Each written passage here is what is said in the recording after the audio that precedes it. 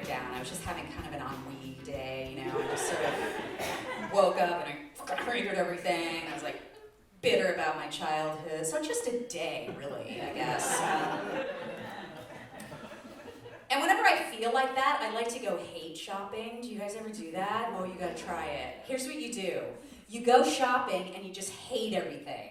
It's a really good way to get hate out. Like you just pick up a sweater and go, $60 for a used sweater? Fuck you. Say it to the sweater, don't say it to a person. Just get it out. You just go around the store and you just look at stuff and go, look at that piece of shit.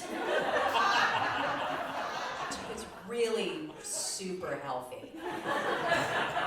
So I went around and I was in Georgetown hating stuff, and I went and had some hate tacos, and then fucking hated them. And I came back to my car, and again, we've established that people like to put shit on my car. I look at the hood of my car, and I'm like, there's something on my car. And someone had placed right on the roof of my car, just above the passenger side window, lined up and spaced equidistant from each other, 3 miniature poppy seed muffins. Okay, I know. That's what I did for about 20 minutes. Because I don't know why, but it was just that it was so intentional. Like somebody did that, and I was like, that must mean something. It just felt ominous. It was eerie. It was like, is that like a Norse witchcraft mark of death, or is it because and so I just completely got lost in this sort of hypnogourd of why did somebody put 3 mini muffins in my car. They looked delicious. I thought, should I eat them? I am kind of hungry. I can't eat strange muffins, though, without knowing their backstory. It was so weird. It was like weird. It was like adorable and creepy. And then I was immobile for a good 10 minutes while I was figuring out what to do about it. So finally, I just removed them and I placed them in the exact same position on the car behind me.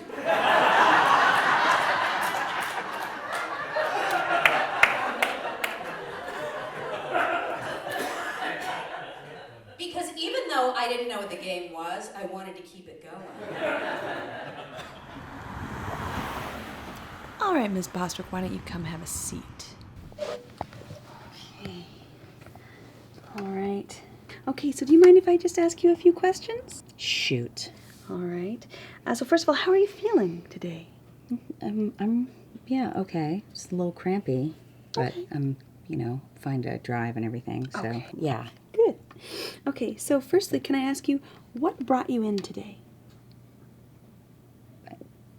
I needed to get an abortion, and you guys do abortions, so Right. that's Okay. why. Great. And can I ask, how did you hear about us? Just did a Google search, and you guys had the most stars on Yelp, so Good. That's nice to hear. Really liking this. Okay, so can I ask you if you would recommend our services to a friend? Well, I would never recommend that somebody get an abortion, but if somebody was like, hey, do you know where I can get an abortion, I would probably tell them about this place, yeah. Yeah. Okay. Well, I'm going to put you down for yes. I'm going to Okay. say yes. Yeah, not exclamation point, just Okay. yes. Okay. So can you tell me on a scale of 1 to 5 how you would rate your overall service today? 4. Okay. Can I ask you what kept you from giving us 5 stars? It's an abortion. What kind of person would I be if I gave 5 stars to my abortion? Yeah. I mean, yeah. I sympathize. Okay. Okay. Good.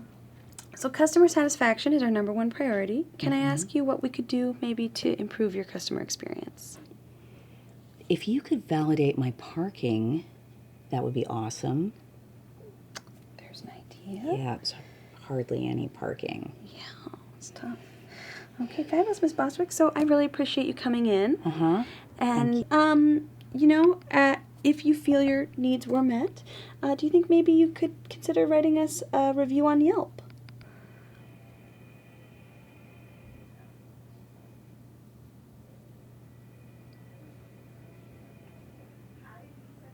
Probably not. Probably wouldn't want to do that. Okay. Yeah, just wouldn't.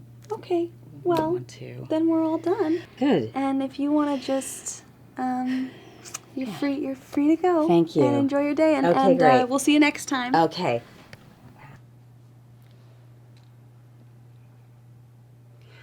Like us on Facebook.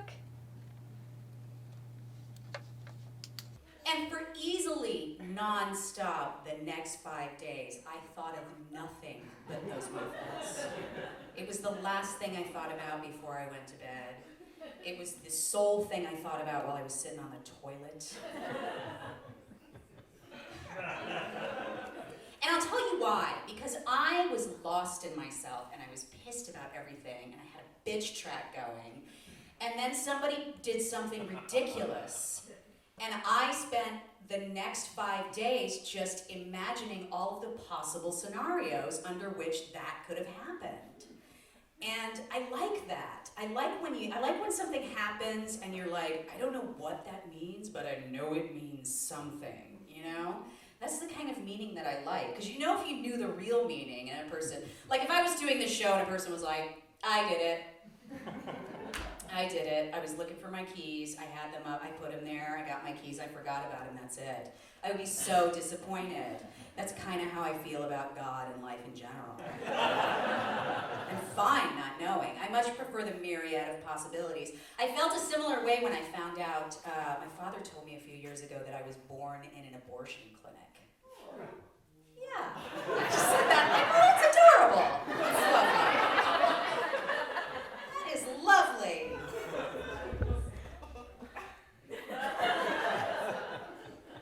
But I mean, you know, it's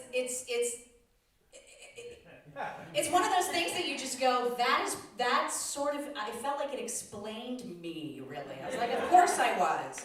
That's the missing shard in the dark crystal of my life. That makes me make total sense.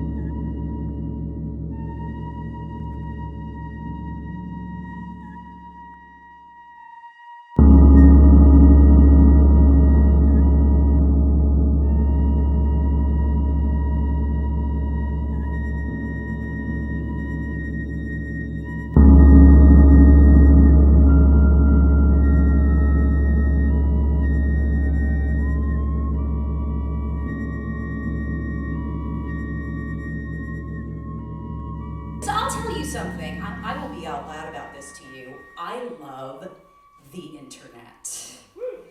know it's the devil.